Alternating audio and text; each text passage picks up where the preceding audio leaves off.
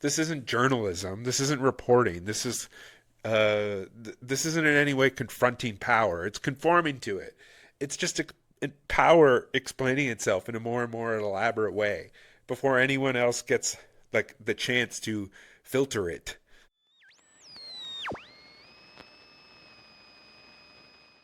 So all of these things are now gone. So I don't see how Maduro can really retain the support of the military if the reason why they're there, which is money and power, are essentially gone.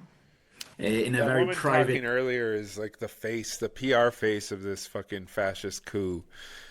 Like this is how power enters the room after such violence and sanctions, coups, and social destabilization. Again, not with generals or flags, but with these types of curated voices that are polished, credentialed, calm, reasonable voices that exist to do one thing: set the boundaries of acceptable thought. And what's happening here is that, like, first, expertise is just being laundered. Like, these people are presented as neutral analysts, but they're not outsiders studying the event. They're alumni of the same ecosystem that designed the policies that are now under scrutiny here because of this act. State Department, right wing think tanks, advisory boards, NGOs, security conferences. They're not explaining history, they're defending the architecture of the structure that put them there. And the other thing is like the tone. The tone is what replaces truth because notice how they say uh, nothing is especially outrageous. You know, that's the point. Is because empire doesn't sell itself through shouting, through force. It sells itself through reasonableness, through this soft language, through like concern. Words like stability, unfortunate consequences.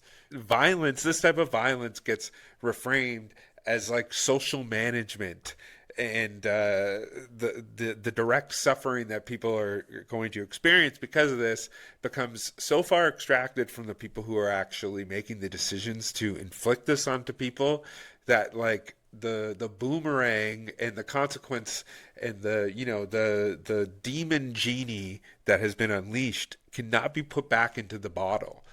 And another thing here that you'll see in this news coverage is like America is never the subject of the sentence, right? Like the verbs matter. Like things happen, tensions rise, regions spiral, actors respond, but the US is almost never the active agent here. Like when it appears it's cautious, reluctant, or reacting. Everyone else has their own motives, and America has responsibility.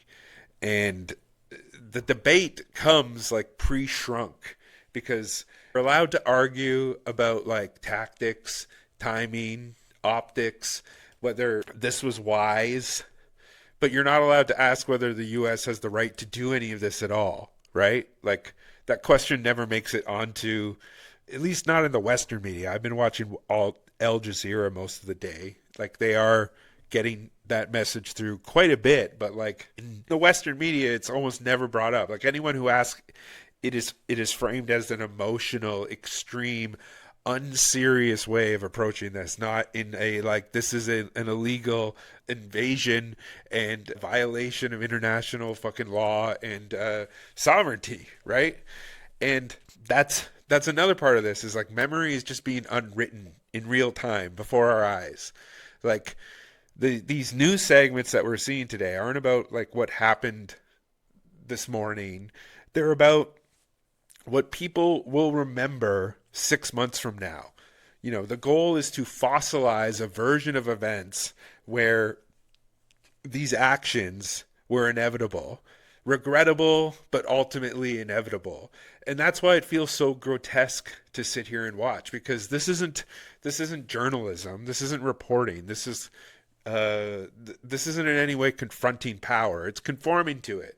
It's just power explaining itself in a more and more elaborate way before anyone else gets like the chance to filter it. So it's like so homogenized with these built-in narratives that you just take it all in, and there's information overload. And at the end of the day, it doesn't matter. It really doesn't matter because there's nothing you can do about it because they just showed you what happens if you try to do something about it. And, the person on the screen doing the newscast doesn't need to lie to you. They just need to sound authoritative while steering the conversation away from like the systemic causes, which is the structure, the history, the imperial project, that what they call responsibility is actually imperial ambition. When they succeed with that ambition, it's not a crime because crimes like that just disappear in the mist. It becomes complicated and then forgotten. And that's the role that's being played here. Not expert, not analyst. It's like narrative firewall. Yeah. The country's hour of freedom has arrived, Maria Corina Machado said, but plenty more unresolved issues to try and resolve one way or the other in the hours ahead. Right. And nor, for example, hundreds of political prisoners, including at least 5 U.S. citizens that have been detained in recent weeks in Venezuela, used as a tactic normally to negotiate as pawns in negotiations with the US. That is one of the other tactics that Maduro has employed in the past in maintaining himself into power for so long. Well, that was a tactic that had allowed him to remain in power up until today with these truly unprecedented and... Like, what the fuck are political prisoners? Like, what is the United States doing right now with ICE? What the fuck are they talking about? Are these next steps and how to frame that for the American people? What role Congress will play in this? There is a lot to be figured out here. And I wanted to pick up on one point about these Americans who are imprisoned, at least 5 in the current batch. We negotiated 2 other releases earlier this year in this revolving door. But these people are reporting, the ones that have been released in the past, that they were treated, they were beaten regularly, they were given barely edible food, dirty water. Okay, this is such fucking bullshit. Like, it's such absurd propaganda. Like, the United States is the largest carceral fucking population on Earth. You know what I mean? You know how many people die in fucking prison in the United States? Apparently, I would say we're showing resolve and deterrence in terms of our adversaries. It's certainly a very dramatic moment right now in U.S. military and intelligence history. We're watching all of this unfold. Everybody stand by. I want to go to New York. Aaron Burnett is monitoring this. Aaron, you and I have covered these kinds of stories for many years. It's history. It's incredible, unprecedented history, not fucking an illegal fucking act.